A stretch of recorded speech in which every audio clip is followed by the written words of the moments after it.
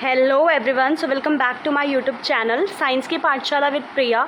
तो कैसे आप सब? आई होप आप सब बहुत अच्छे होंगे, बहुत अच्छे से आप लोग की पढ़ाई भी चल रही होगी।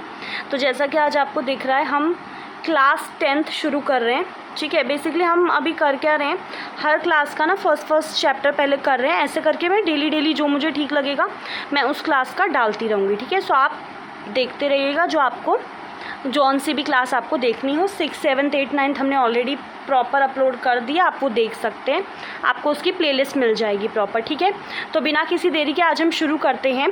तो इसको शुरू करने से पहले ऊपर एक बहुत अच्छी बात लिखी हुई है, facts are not science as the dictionary is not literature. तो आपको ये चीज़ ध्यान रखनी होगी। मतलब इसमें क्या बोलना चाह रहे हैं कि जो फैक्ट्स होते हैं ना, जो तथ्य होते हैं, वो आपकी साइंस नहीं होते। जैसे कि हम डिक्शनरी को लिटरेचर नहीं बोलते, वैसे ही।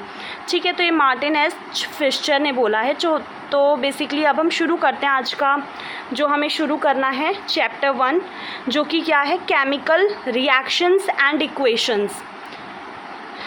तो सबसे पहले इसमें हमें देखना क्या क्या है। अब आप पहले कुछ सिचुएशंस दे रखी हैं, आपकी डेली की लाइफ की हैं। And thinks what happen when, जब आपका मिल्क को हम लोग गर्मियों के दौरान रूम टेम्परेचर पे रख देते हैं तो दूध के साथ क्या होता है। अगर आप सब को ये चीज़ पता चल रही है तो आप मुझे कमेंट सेक्शन में इनके आंसर ज़रूर दीजिएगा। अगर कोई भी आयरन तवा है, पैन है, उसको आप ह्यूमिड एटमॉस्फेयर में एक्सपोज करके रख देते हैं, छोड़ देते हैं, वैसे ही ग्रेप्स गेट्स फर्मेंटेड। फूड को जब आप कुक करते हैं, खाना जब डाइजेस्ट होता है आपकी बॉडी में, जब हम सांस लेते हैं, वी रेस्पायर। ये सारी सिचुएशन हैं जिसमें कि क्या होता है, the nature and the identity of the initial substance have somewhat changed.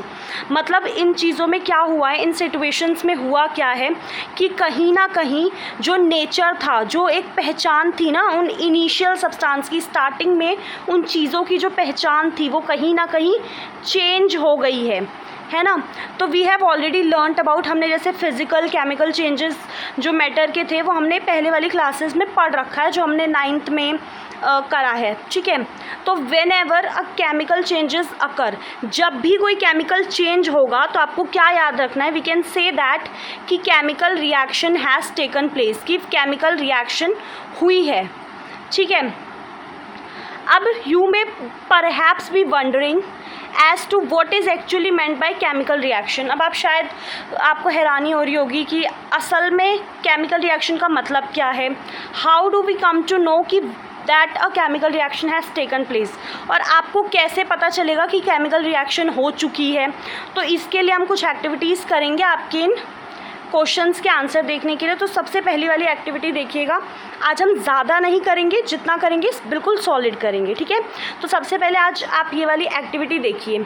इसमें आपको पहले ही एक सावधानी लिखी हुई है कि इस एक्टिविटी में कहीं ना कहीं आपको टीचर की ज़रूरत पड़ेगी, उनके गाइडेंस की ज़रूरत पड़ेगी, और ये आपके लिए बहुत ज़्यादा बेटर रहेगा अगर स्टूडेंट्स आई ग्लासेस पहनेंगे तो। ठीक है, अब इसमें करना क्या है, एक मैग्नीशियम का रिबन लेना है, उसको clean a magnesium ribbon about 3 to 4 centimeter long by rubbing it with a sandpaper। आप सैंड पेपर से उस रिबन को रब कर करके क्या करेंगे, क्लीन करेंगे। ठीक है, जैसे इनको देख सकते हो, टोंग, हम जो चिमटी होती है ना जिससे मम्मी रोटी सेकती है, उसको भी टोंग ही बोलते हैं। तो वो चिमटी जैसा ही होता है, आपको वो लेना है। फिर उसको जो मैग्नीशियम का रिबन लिया था उसको आपको स्पिरिट लैम्प पे जलाना है, और ऐश को, जैसे कि आप इसी में फ़ोटो में ही देख लीजिए, आपको पता चल जाएगा ये आपका क्या है, बर्नर है। और ये फिर टोंग से पकड़कर वो जो मैग्नीशियम का रिबन था उसे जलाया है, और जो भी ऐश थे ना, वो जलने के बाद जो बच जाती है राख, उसको इकट्ठा कर लिया हमने एक वॉच ग्लास में। ठीक है, अब इसके बाद so formed in watch glass as shown in figure 1.1, burn the magnesium ribbon keeping it away as far as possible from your eyes. आपको ना अपनी आँखों से बहुत दूर रख के इसको जलाना है। तो अब आप ऑब्ज़र्व क्या करेंगे, तो अब हम इसमें ऑब्जर्वेशन देखते हैं। तो आई होप ये एक्सपेरिमेंट समझ में आ गया होगा। ठीक है, अब हम इसमें देखते हैं, यू मस्ट हैव ऑब्जर्व्ड कि जो मैग्नीशियम रिबन था Burns with a dazzling white flame. जब आप स्कूल में होंगे तो आपकी टीचर ये ज़रूर करवाएंगी, परफॉर्म करवाएंगी लैब में। तो आप क्या ऑब्ज़र्व करेंगे, आपने ऑब्ज़र्व करेंगे कि जो मैग्नीशियम रिबन है वो एक आवाज़ आ रही है उसमें से, मतलब डेजलिंग वाइट फ्लेम, ठीक है, मतलब फ्लेम, सॉरी, एकदम ऐसे समझ लो कि जैसे ही वो मैग्नीशियम रिबन जो है वो जब जल रहा है तो उसमें ना एक वाइट सी प्रॉपर फ्लेम आ रही है, ठीक है, और वो सफ़ेद पाउडर में चेंज हो गया है। ये जो पाउडर है जिसको आपने कलेक्ट किया है वो बेसिकली मैग्नीशियम ऑक्साइड है। जैसे आप इस फोटो में देखिए यहाँ पे लिखा है मैग्नीशियम ऑक्साइड, तो ये जो कलेक्ट हुआ है ये क्या है, मैग्नीशियम ऑक्साइड है, ठीक है। It is form due to reaction between magnesium and oxygen present in the air. और ये कैसे बना है, जब आपका मैग्नीशियम और ऑक्सीजन के बीच में क्या हुआ है, रिएक्शन हुई है, ठीक है। तो अब एक्टिविटी 1.2 देख लेते हैं। इसमें आपको देखो कुछ नहीं करना, आपको ना लेड नाइट्रेट सॉल्यूशन लेना है टेस्ट ट्यूब में, उसमें पोटेशियम आयोडाइड सॉल्यूशन डाल देना और ऑब्जर्व करना है, ठीक है। उसके बाद अगर आप एक्टिविटी 1.3 देखेंगे, कुछ आपको जिंक के ग्रैनुअल्स लेने हैं एक कॉनिकल फ्लास्क में या फिर टेस्ट ट्यूब में, उसमें आपने डाइल्यूटेड HCl डालना या फिर सल्फ्यूरिक एसिड डाल देना, बहुत सावधानी से एसिड को वो करना, और फिर आप ऑब्जर्व करेंगे कि कुछ वो जिंक ग्रैनुल्स जो है उनको कुछ हो रहा है कि नहीं हो रहा है, और आप एक बार ना टच करके देखिएगा कि टेम्परेचर में कोई चेंज है कि नहीं, ठीक है। ये आपके जिंक ग्रैनुल्स। अब इसके बाद देखो आपने जो ऊपर 3 एक्टिविटी देखी है ना, तो हम कह सकते हैं any of the following observation help us to determine कि केमिकल रिएक्शन हुई है या नहीं। अब देखो जब भी केमिकल रिएक्शन होगी तो ये चेंजेस होंगे, ठीक है। सबसे पहला क्या होगा, स्टेट में चेंज आएगा, कलर बदल जाएगा, अचानक से गैस निकलने लगेगी, टेम्परेचर में कोई ना कोई परिवर्तन होगा, बदलाव आएगा। तो आपको याद रखना है कि आपको कैसे पता चलेगा कि केमिकल चेंज हुआ है कि नहीं, अगर स्टेट बदल गया है, ठीक है, अगर कलर में कोई चेंज आ गया है, गैस निकलने लगी है, टेम्परेचर में कोई बदलाव आ रहा है, ठीक है। तो as we observe the changes around us, हम देख सकते हैं कि बहुत ज़्यादा वैरायटी में केमिकल रिएक्शंस हमारे अगल बगल हो रही हैं, ठीक है। इस यूनिट में हम यही सब पढ़ने की कोशिश करेंगे।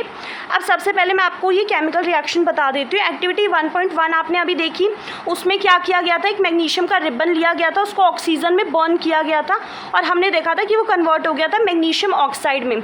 इसी का आपको डिस्क्रिप्शन जैसे आप ये देख सकते हैं, आपको वर्ड इक्वेशन दी हुई है जो ऊपर रिएक्शन हुई। सबसे पहले मैग्नीशियम है, ऑक्सीजन के साथ दोनों मिलके रिएक्ट किया इन दोनों ने, और फिर बनाया क्या, मैग्नीशियम ऑक्साइड बनाया। एक चीज़ देख लीजिएगा, सबसे पहले यहाँ पे आपका जो आपस में मिलके जो दूसरी चीज़ बनाते हैं उनको हम रिएक्टेंट बोलते हैं, और जो बन रहा है वो प्रोडक्ट है, ठीक है। अब इसमें जैसे ये रिएक्शन हो गई। अब सबसे पहले देखिए the substance that undergo chemical change in the reaction, जैसे कि आपके मैग्नीशियम और ऑक्सीजन है तो इनको हम रिएक्टेंट्स बोलेंगे। नया जो सब्सटेंस बनेगा वो क्या बना था, मैग्नीशियम ऑक्साइड बना था, उसको हम लोग प्रोडक्ट बोलेंगे।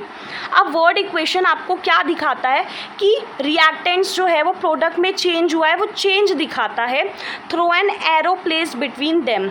देखो जो रिएक्टेंट होते हैं उनको हम लेफ्ट हैंड साइड लिखते हैं, वो भी प्लस साइन के साथ, उनके बीच में कि ये दो आपस में मिल रहे हैं तो प्लस के साइन से हम उसे डिनोट करते हैं। और वैसे ही प्रोडक्ट्स जो हैं उनको हम राइट हैंड साइड लिखते हैं with plus sign between them. और जो एरो हेड होते हैं वो पॉइंट कर रहा होता है टुवर्ड्स द प्रोडक्ट। अगर ऐसे है तो आप समझ जाना कि यहाँ से दो मिलके ये प्रोडक्ट बन रहा है यहाँ पे, तो डायरेक्शन शो करता है कि रिएक्शन किस दिशा में हो रहा है। ओके, तो आई होप इतना पॉइंट बिल्कुल क्लियर होगा अभी तक हमने जितना भी देखा। तो राइटिंग अ केमिकल इक्वेशन यहाँ से हम लोग कल शुरू करेंगे 1.1 से। तो आज के लिए इतना ही। वीडियो पसंद आए तो आपको पता है चैनल को सब्सक्राइब कर लीजिएगा।